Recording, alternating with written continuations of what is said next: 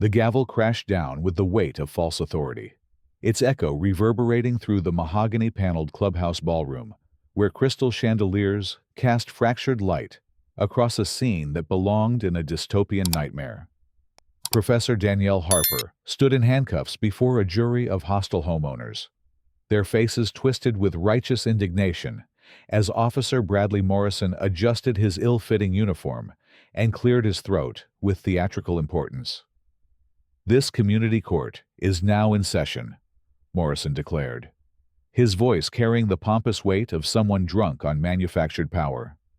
The defendant, Danielle Harper, stands accused of violating community standards, distributing unauthorized materials, and engaging in subversive activities against the Willowbrook Heights Homeowners Association. The ballroom's elegant architecture seemed to mock the travesty unfolding within its walls. Silk drapes that once framed wedding receptions now served as backdrop to this perversion of justice, while the parquet floor that had hosted countless celebrations now bore witness to the systematic destruction of constitutional rights. Harper's dark eyes swept across the assembled crowd, cataloging every face, every gesture, every word that would later serve as evidence in a reckoning these amateur tyrants could never imagine. "I demand to speak with an attorney," Harper said, her voice steady despite the ridiculous circumstances. The metal of the handcuffs bit into her wrists as she straightened her shoulders, drawing upon decades of experience in courtrooms far more legitimate than this farcical assembly. Morrison laughed, a sound like gravel in a blender. "This is a community matter, not a criminal proceeding. You waived your right to counsel when you decided to disrupt our peaceful neighborhood." 3 weeks earlier, Harper had arrived at the Willowbrook Heights Airbnb with nothing more than a laptop bag and a suitcase full of research materials. The modest two-bedroom rental sat tucked between manicured lawns and identical mailboxes, a temporary sanctuary where she planned to complete her latest manuscript on housing discrimination in America. The irony was not lost on her that she would soon become a case study in her own work. The neighborhood had seemed pleasant enough during her initial walkthrough. Tree-lined streets, well-maintained sidewalks, the kind of suburban tranquility that appeared in real estate brochures. But Harper's trained eye had immediately spotted the telltale signs of over-regulation cameras on every corner, posted speed limits of 15 miles per hour, and warning signs threatening fines for everything from incorrect garbage bin placement to unapproved holiday decorations. She had settled into the rental's small office, spreading her research across the dining table, when inspiration struck. The local community college was only 15 minutes away, and Harper knew from experience that many students struggled with the very civil rights concepts she'd spent her career studying. A few tutoring sessions would provide both income and real-world application of her academic work. The flyers she'd posted on community bulletin boards were simple and professional. Civil rights tutoring available. Professor with PhD in constitutional law. Reasonable rates. She'd included tear-off tabs with her phone number and email address, the same format she'd used successfully in dozens of other cities during her research travels. The first sign of trouble came at 7:37 on a Tuesday morning. Harper remembered the exact time because she'd been reviewing case law over coffee when the doorbell rang with the persistence of someone who had no intention of leaving empty-handed. Officer Morrison stood on her doorstep flanked by 2 other men in matching uniforms that somehow managed to look both official and amateur. Their badges read, "Willowbrook Heights Community Safety," and their expressions suggested they'd been rehearsing this moment for weeks. "Ma'am, we need to discuss your unauthorized business activities," Morrison announced, consulting a clipboard with the solemnity of someone serving a federal warrant. Community regulations clearly state that any commercial enterprise requires approval from the Homeowners Association Board. Harper had dealt with petty bureaucrats before. "I'm offering tutoring services to local students. There's no commercial enterprise here." "You posted flyers advertising paid services," Morrison countered. producing a crumpled piece of paper that had clearly been torn from a bulletin board. That constitutes unauthorized solicitation and commercial activity within association boundaries. The absurdity of the situation would have been amusing if not for the dead seriousness in Morrison's eyes. Harper had prosecuted actual criminals with less fervor than this man displayed over tutoring advertisements. "Fine," she said, reaching for her phone. "I'll contact the association board and clear this up properly." Morrison's hand shot out faster than seemed possible for someone of his considerable bulk. "We'll need to confiscate any materials related to your illegal business activities. That includes your computer and any documents you've been using to recruit clients." Harper stepped back, her legal instincts fully engaged. "You have no authority to seize my property. I haven't violated any actual laws." Association bylaws grant community safety officers broad discretion in matters of neighborhood security. Morrison recited, clearly quoting from a manual, "Your computer contains evidence of ongoing violations. We have the right to secure that evidence." Before Harper could respond, the other two officers pushed past her into the rental. The violation of her space felt like a physical assault, but she forced herself to remain calm and observe every detail. These men were documenting their own crimes with each illegal action. They grabbed her laptop from the dining table with the efficiency of a practiced routine. Harper watched her months of research disappear into an evidence bag, along with her phone, tablet, and even her printed notes. The thoroughness of their seizure suggested this wasn't their first rodeo.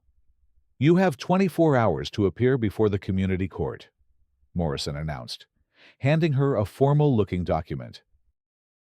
"Failure to appear will result in additional fines and possible eviction proceedings." Harper scanned the document with growing disbelief.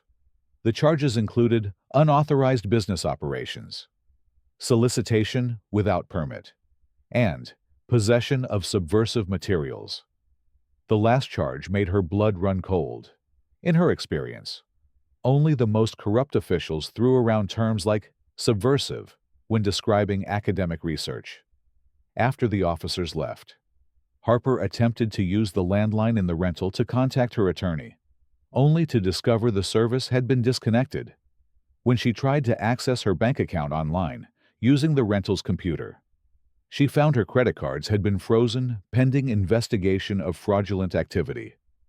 The systematic nature of the attack revealed a level of coordination that went far beyond simple HOA overreach. Someone had planned this assault on her basic rights with military precision. The next morning brought fresh humiliations. Harper's rental car had been towed overnight for improper parking. Despite being legally parked in the driveway, the grocery store clerk informed her that her credit cards had been flagged by local authorities and could not be accepted. Even the corner coffee shop refused her business after the owner received a call warning about dangerous individuals in the area. By evening, Harper realized she was trapped. No transportation, no money, no communication with the outside world. The rental's internet had been mysteriously disabled, and the neighbors she approached for help claimed they'd been warned not to assist her. The community court session was scheduled for the following evening in the clubhouse ballroom. Harper had no choice but to attend. Though she suspected this trial would be nothing more than a public humiliation designed to drive her from the community, she couldn't have imagined how right she was, or how wrong everything else would prove to be. The ballroom filled with residents throughout the day, their whispered conversations creating a buzz of anticipation that felt more appropriate for a sporting event than a judicial proceeding. Harper watched from the rental's window as folding chairs were arranged in neat rows, a podium positioned at the front, and cameras set up to record the proceedings. At precisely 7 o'clock, 2 officers arrived to escort her to the clubhouse. The handcuffs felt like a costume piece in this theater of the absurd. But Harper noted how the metal cut into her wrists when she moved too quickly. The ballroom had been transformed into a makeshift courtroom that borrowed the trappings of legitimacy while perverting its essence. Morrison sat behind a borrowed judge's bench, complete with an American flag that seemed to mock everything it represented. The jury box contained 12 homeowners who had clearly made up their minds before any evidence was presented. "Before we begin," Morrison announced, "I want to remind everyone that this proceeding is being broadcast live on our community website. Donations to support our legal defense fund are being accepted in real time." Harper felt her stomach drop. This wasn't just a sham trial. It was a fundraising event. They were literally profiting from her persecution. "The defendant has been accused of multiple violations of our community standards," Morrison continued, reading from a prepared statement. "She has infiltrated our peaceful neighborhood under false pretenses, conducted illegal business operations, and possessed materials designed to undermine our property values and way of life." A woman in the front row stood up, her voice sharp with indignation. "I heard she was recruiting students to protest against homeowner associations. My daughter goes to that community college." "That's completely false," Harper interjected. But Morrison banged his gavel. "The defendant will speak only when permitted. Mrs. Henderson, please continue your testimony."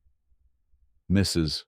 Henderson, a thin woman with silver hair and predatory eyes, stood straighter. "I've lived in this community for 30 years. We've worked hard to maintain our standards, our property values, our way of life. People like her come in from the outside and try to destroy everything we've built." The crowd murmured its approval, and Harper realized she was witnessing something far more dangerous than simple bureaucratic overreach. This was mob justice, carefully orchestrated and technologically amplified. "Let the record show," Morrison declared, "that a search of the defendant's computer revealed extensive correspondence with radical organizations, research into methods of undermining community governance, and evidence of plans to recruit local students into anti-property rights activities." Harper's mind raced. Her laptop contained years of academic research, correspondence with legal scholars, and case studies of housing discrimination in the hands of these amateur prosecutors. Her life's work had been twisted into evidence of sedition. Furthermore, Morrison continued, "The defendant has refused to cooperate with community authorities, has attempted to contact outside agitators, and has shown complete disregard for our established procedures." The lies were piling up faster than Harper could mentally catalog them. But she forced herself to remain calm. Every word, every gesture, every illegal action was being recorded. The evidence was mounting, though not in the way Morrison intended. A man in the jury box raised his hand.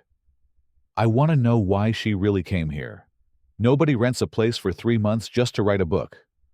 Morrison nodded approvingly. "An excellent question. Mr. Peterson, I think we all suspect the defendant's true motives go far beyond the academic research she claims to be conducting." Harper felt the weight of dozens of hostile stares. But underneath her fear, something else was building. These people had no idea what they were dealing with, no comprehension of the forces they had set in motion. "I'm prepared to offer the defendant one final opportunity to confess her true purpose here," Morrison announced. "Full cooperation with our investigation might result in reduced fines and a quicker resolution to this matter." Harper stood as straight as the handcuffs would allow. "I've told you the truth from the beginning. I'm a professor writing a book about housing discrimination. That's my only purpose here." Morrison's smile was cold. "Very well. Then let's discuss some of the more interesting materials we found on your computer. Mr. Davies, would you please read from the defendant's correspondence with the Department of Justice?" A thin man with wire-rimmed glasses stood up, consulting a printed email. "This is from her sent folder, dated 6 months ago. The patterns of discrimination in privately governed communities represent a clear violation of federal fair housing laws. I recommend immediate investigation and prosecution." The crowd's murmur turned ugly. Harper felt the atmosphere in the room shift from theatrical outrage to genuine hostility. "And this one," Davies continued, "sent to someone at the FBI. My research suggests systematic abuse of police powers in several communities. I'm documenting cases for potential federal civil rights violations." Morrison stood up. His face flushed with righteous anger.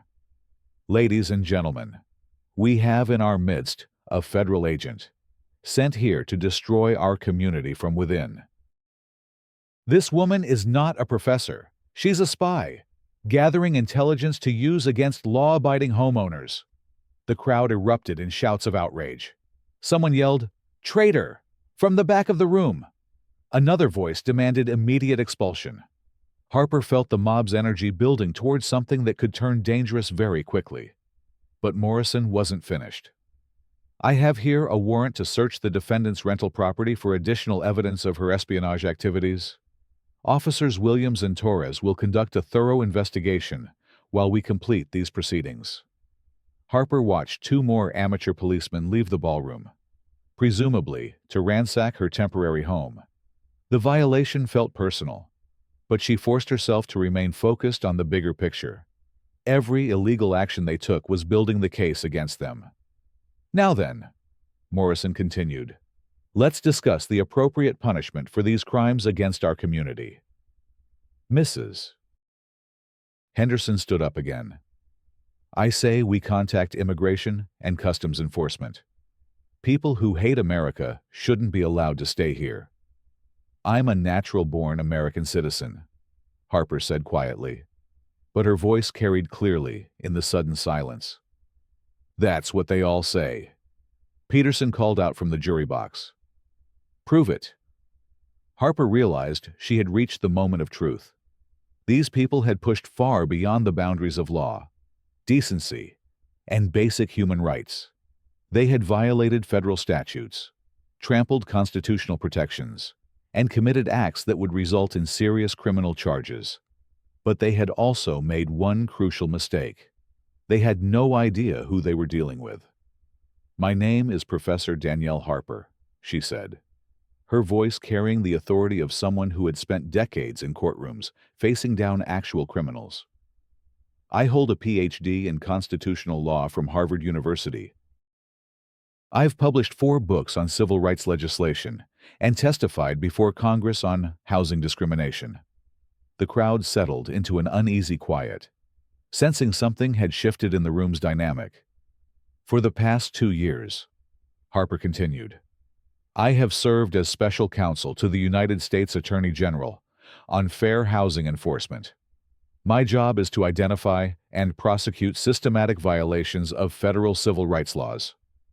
Morrison's face had gone pale, but he tried to maintain his composure. "Anyone can claim to be a federal agent. We have no proof of these allegations." Harper smiled for the first time since her arrest. "Actually, you do. Remember that laptop you seized? The one you've been using as evidence of my supposed criminal activity." The ballroom had gone dead silent. Even the camera operators had stopped moving. "That laptop contains a Department of Justice tracking system that monitors my location and activities 24 hours a day. Every email I send, every document I access, every website I visit is automatically uploaded to federal servers. It's standard protocol for agents working on sensitive investigations." Morrison was gripping the podium so tightly, his knuckles had turned white. "You're lying. 3 days ago, when you illegally seized my computer, you triggered multiple federal alerts. When you accessed my files without authorization, you committed several felonies. When you froze my credit cards and interfered with my communications, you obstructed a federal investigation." Harper paused, letting the implications sink in. Several jury members were shifting uncomfortably in their seats. "But here's the part that's going to interest you most," she continued. "For the past 6 months, The Department of Justice has been investigating reports of systematic civil rights violations in privately governed communities. We've been looking for test cases, communities where the abuse has become so egregious that federal intervention is warranted. Mrs. Henderson's voice cracked when she spoke. "You're saying you came here to entrap us?" "I came here to write a book," Harper replied. "You entrapped yourselves. Every illegal action you've taken in the past 3 days has been recorded, documented, and transmitted to federal prosecutors. This entire proceeding is being monitored in real time by the United States Attorney's Office." Morrison was frantically shuffling through papers on his podium. "This is impossible.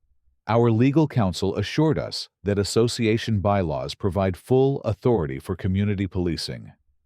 "Your legal counsel was wrong," Harper said simply. "Homeowner associations cannot override constitutional protections. You cannot establish private police forces with arrest powers. You cannot seize property without warrants. You cannot freeze bank accounts without judicial approval. You cannot conduct trials without due process." The list of violations continued building in Harper's mind, but she could see the fight going out of the crowd. The reality of their situation was beginning to penetrate their bubble of manufactured righteousness. "Furthermore," Harper continued, "your decision to broadcast this illegal proceeding has provided federal prosecutors with video evidence of dozens of civil rights violations. Every person who participated in this travesty is now subject to federal prosecution." Someone in the back of the room stood up and walked toward the exit. Then another person followed. Within minutes, half the crowd had quietly left the ballroom. Morrison was desperate now. "Even if what you're saying is true, this is still a local matter. Federal agents can't just waltz into private communities and overturn our legal processes." Harper's smile widened. "You're absolutely right about one thing. Federal agents can't just waltz in unannounced. They need proper authorization, warrants, and jurisdictional authority." She paused, savoring the moment. "Which is why I'm particularly interested in the convoy of unmarked vehicles that pulled into your parking lot approximately 3 minutes ago." As if summoned by her words, the ballroom's double doors burst open with a crash that echoed through the ornate space. 6 men in dark suits entered with the purposeful stride of federal agents who had been watching and waiting for exactly the right moment. The lead agent, a tall man with silver hair and the bearing of someone who had spent decades in law enforcement, approached the podium with a document in his hand. "Bradley Morrison," he announced in a voice that carried absolute authority, "you are under arrest for violation of federal civil rights statutes, illegal imprisonment, unlawful seizure of property, and obstruction of a federal investigation." Morrison's legs gave out, and he collapsed into the chair behind the podium. "This can't be happening. We were protecting our community. You were violating the constitutional rights of American citizens." The agent replied, "Agent Thompson, please read Mr. Morrison his rights while I address the others." The agent turned to face the remaining crowd, his expression serious but not unkind. "Ladies and gentlemen, my name is Deputy Director Samuel Hayes, Federal Bureau of Investigation. I am here to serve a sealed federal indictment dissolving the Willowbrook Heights Community Safety Department for systematic violations of civil rights laws." He held up a thick document with multiple official seals. "This indictment charges 17 individuals with various federal crimes including conspiracy to violate civil rights, illegal detention, theft of federal property, and interference with federal investigations." The remaining jury members were looking around frantically, as if searching for escape routes. Several more people slipped out of the ballroom, but federal agents were stationed at every exit. "Those of you who have not been directly charged with crimes will be questioned as witnesses." Hayes continued, "I strongly advise you to consult with actual attorneys before making any statements." An agent approached Harper with a key to her handcuffs. Special Counsel Harper. Are you injured? Do you require medical attention? Harper rubbed her wrists where the metal had chafed. I'm fine. Agent Martinez. Just glad to see you. The Attorney General sends his regards. Martinez said quietly. He's been monitoring this situation personally. He wanted me to tell you that your work here has exceeded all expectations. Harper nodded, but her attention was focused on the dramatic transformation taking place around her. The amateur police officers were being arrested and processed with the efficiency of a well-planned operation. The crowd was being systematically interviewed and released or detained based on their level of involvement. Mrs. Henderson approached hesitantly, her earlier hostility replaced by obvious fear. Special Counsel Harper, I want you to know that I didn't understand what was happening. I thought we were protecting our community. Harper studied the older woman's face, looking for signs of genuine remorse.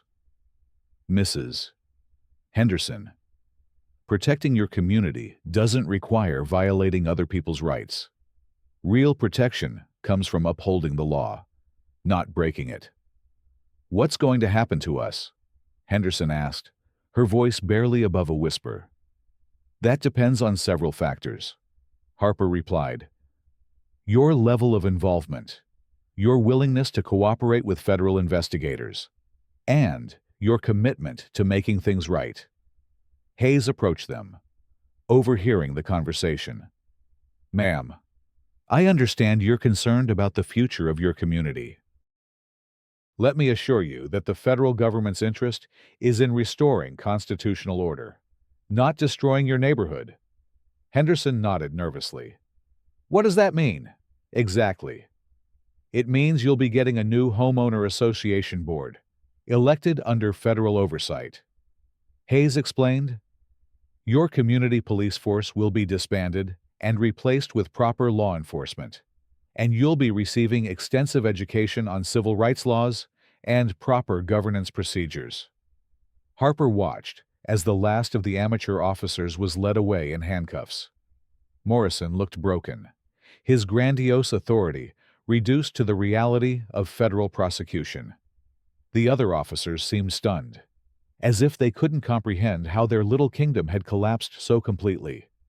Special Counsel, Hayes said, we'll need your full report within 48 hours. The Attorney General wants to use this case as a template for addressing similar violations in other communities. Harper nodded. I'll have it ready. But first, I'd like to address the remaining residents. Hayes gestured toward the small group of homeowners who had remained in the ballroom, either too scared or too curious to leave. By all means.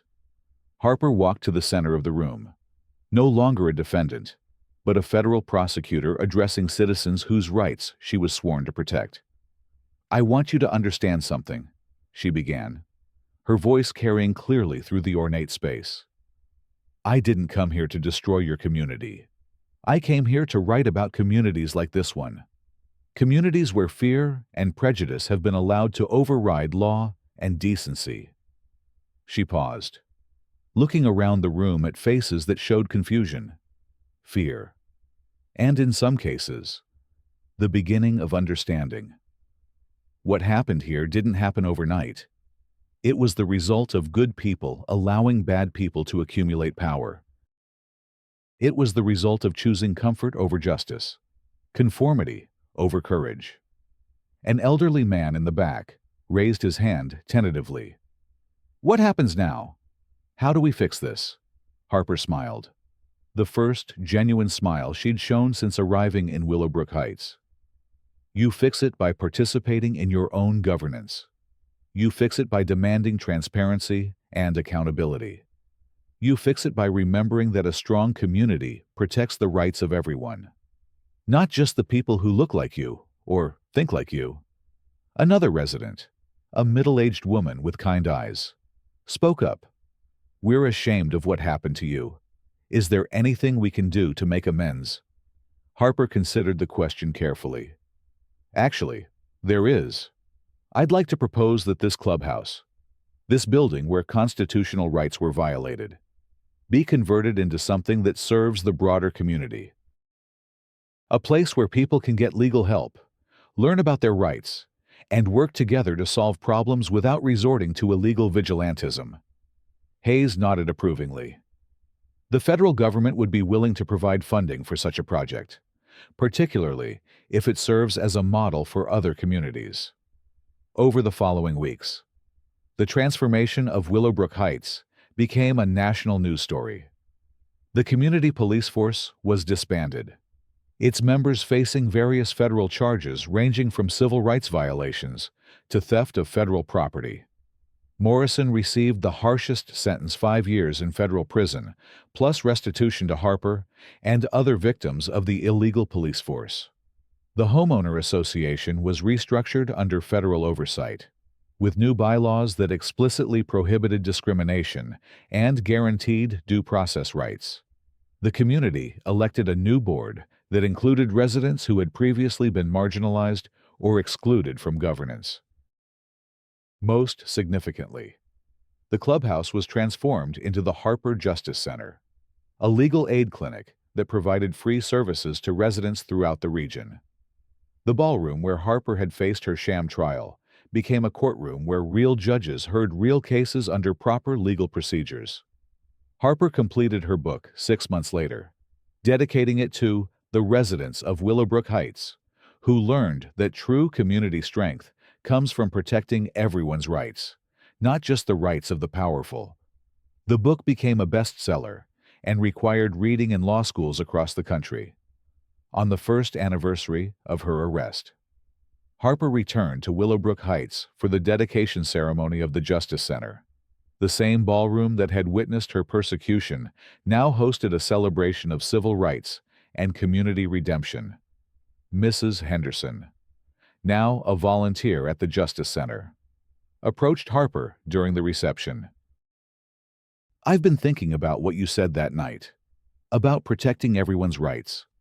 I want you to know that I've been working with the local NAACP chapter to address housing discrimination in our area."